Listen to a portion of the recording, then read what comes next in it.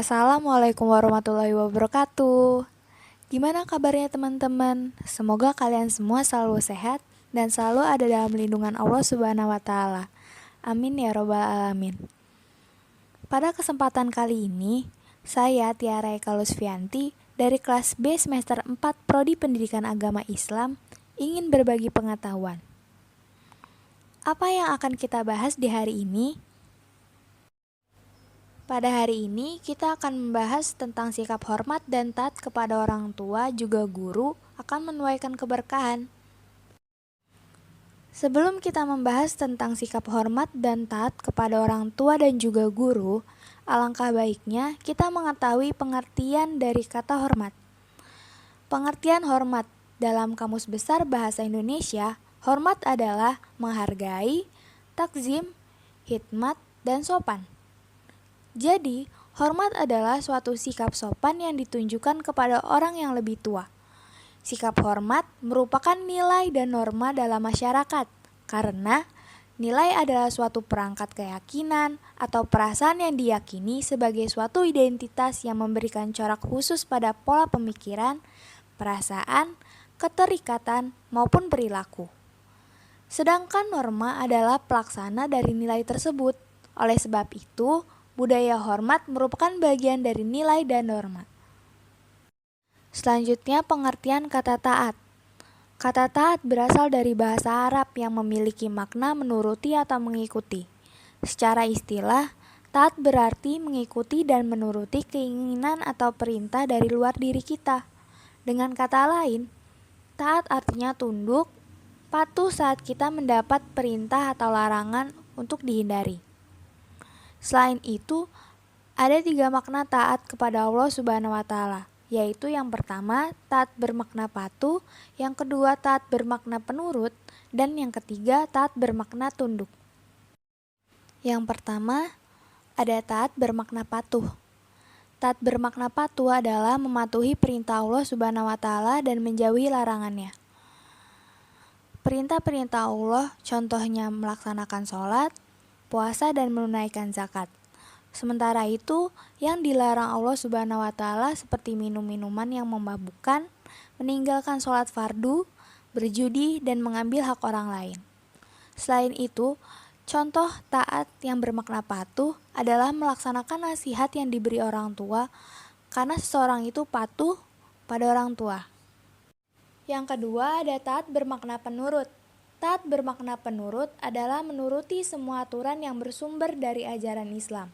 Contohnya, yang tercantum dalam surat Al-Maidah ayat ke-6, yang menerangkan jika kita hendak melaksanakan sholat harus ada aturan, yaitu harus berwudu, bertayamum, atau mensucikan diri. Contoh yang kedua adalah menuruti semua nasihat dan apa yang diperintahkan orang tua. Selanjutnya, yang ketiga, taat bermakna tunduk. Taat bermakna tunduk adalah tunduk terhadap qada dan qadar yang datangnya dari Allah Subhanahu wa taala. Seperti kita tunduk bahwa Allah Subhanahu wa taala menetapkan manusia hanya boleh beribadah kepada Allah. Setelah kita mengetahui arti kata hormat dan taat, selanjutnya kita akan membahas sikap hormat dan taat terhadap orang tua. Dalam agama Islam sendiri, kedua orang tua memiliki kedudukan yang tinggi. Setiap anak diwajibkan untuk berbuat baik kepada kedua orang tua mereka, atau biasa yang kita sebut birrul walidain. Birrul walidain juga diartikan sebagai berbakti kepada kedua orang tua. Berbakti kepada orang tua ini hukumnya fardu ain bagi setiap muslim, meskipun kedua orang tua mereka beragama non-muslim. Perilaku menghormati dan mematuhi nasihat-nasihatnya termasuk birrul walidain. Seorang anak wajib menghormati dan mematuhi semua nasihat orang tuanya selama keduanya tidak memerintahkan kemaksiatan atau kemusyrikan. Dan seorang muslim wajib menaati semua perintah dari keduanya selama perintah tersebut tidak bertentangan dengan perintah Allah Subhanahu wa taala. Birrul walidain sendiri merupakan bentuk silaturahmi yang paling utama. Seperti yang sudah dijelaskan sebelumnya, para ulama sepakat bahwa hukum berbakti kepada orang tua adalah wajib atau fardu ain. Allah Subhanahu wa taala berfirman, A'udzu billahi minasyaitonir rajim. Bismillahirrahmanirrahim. Wa'budullaha wa la tusyriku bihi syai'a wa bil walidaini ihsana wa bidil qurba wal yatama wal masakini wal jari dil qurba wal jaril junubi was sahibi bil jambi wa bani sabili wa ma malakat aymanukum innallaha la yuhibbu man kana mukhtalan fakhura, yang artinya sesembahlah Allah dan jangan kamu mempersekutukannya dengan sesuatu pun, dan berbuat baiklah kepada kedua orang tua, ibu dan bapak. Surat An-Nisa ayat 36. Dalam ayat tersebut menjelaskan kewajiban berbuat baik kepada ibu bapak merupakan perintah. Dan perintah di sini menunjukkan kewajiban, khususnya karena terletak setelah perintah beribadah dan mengesahkan Allah. Serta tidak didapati perubahan kalimat dalam ayat tersebut dari perintah ini. Ayat selanjutnya yang menjelaskan tentang kewajiban seorang muslim untuk hormat dan taat kepada orang tua ada dalam surat Al-Isra ayat 23 yang berbunyi, A'udzu billahi minasyaitonir rajim.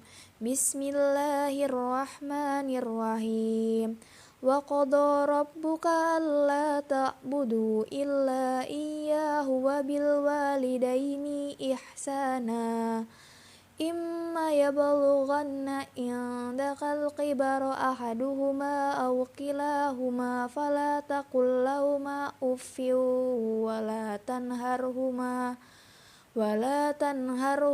wa qul lahuma qawlan karima, yang artinya, dan Tuhanmu telah memerintahkan supaya kamu jangan menyembah selain Dia, dan hendaklah kamu berbuat baik pada ibu bapakmu dengan sebaik-baiknya.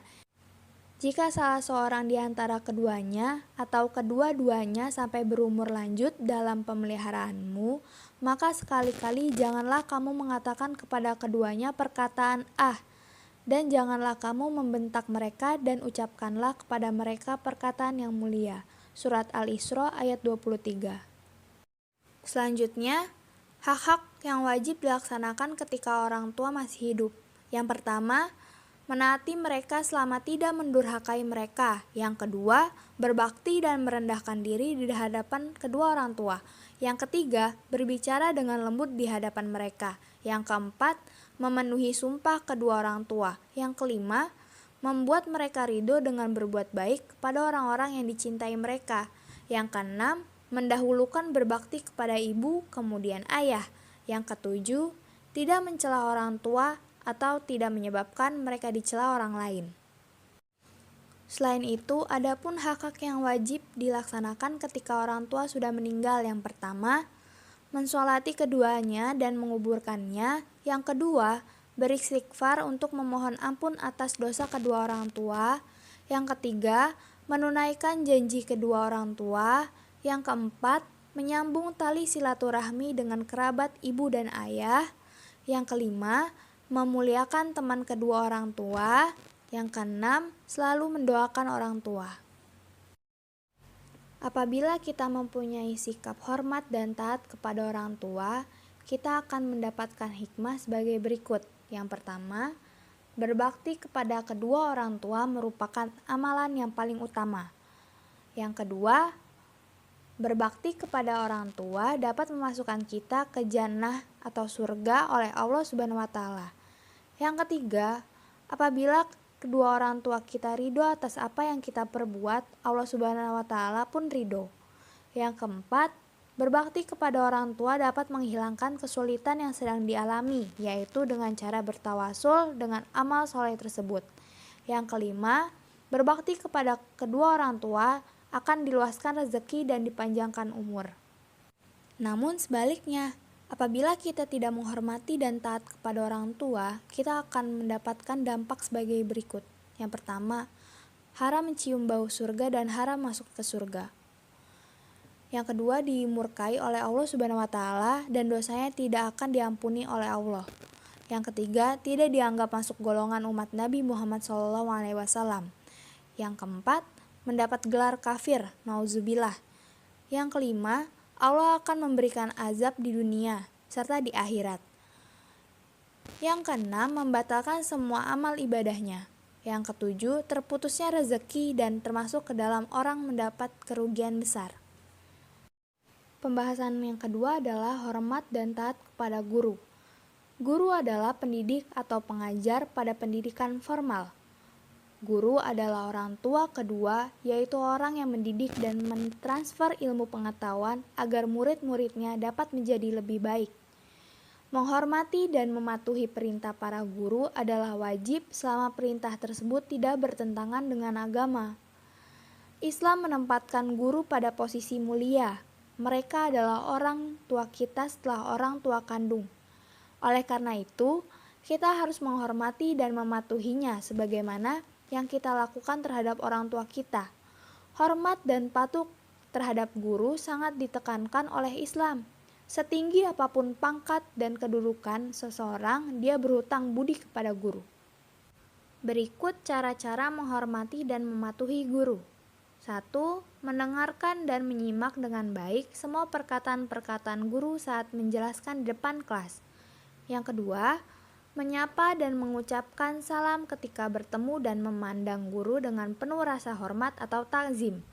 Yang ketiga, tetap rendah hati terhadap gurunya meskipun ilmu kita lebih banyak daripada gurunya. Keempat, senantiasa berkhidmat untuk guru dengan mengharapkan balasan pahala serta kemuliaan di sisinya. Kelima, hendaknya duduk di hadapan guru dengan sopan dan tenang. 6. Menaati setiap arahan dan bimbingan guru. 7. Memandang guru dengan perasaan penuh hormat dan takzim serta mempercayai kesempurnaan ilmunya.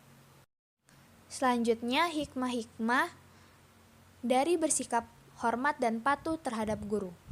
1. Ilmu yang akan dipelajari lebih mudah dipahami karena selalu didoakan oleh guru. Yang kedua, ilmu yang akan dipelajari lebih lama melekat atau lebih sulit lupa. Yang ketiga, ilmu yang didapat menjadi lebih berkah dan bermanfaat. Keempat, mendapat pahala dan ridho dari Allah dan selamat dunia akhirat.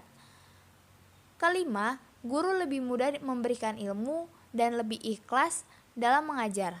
Keenam, hatinya tenang, tentram, pikirannya cerah, cahaya ilmu mudah masuk.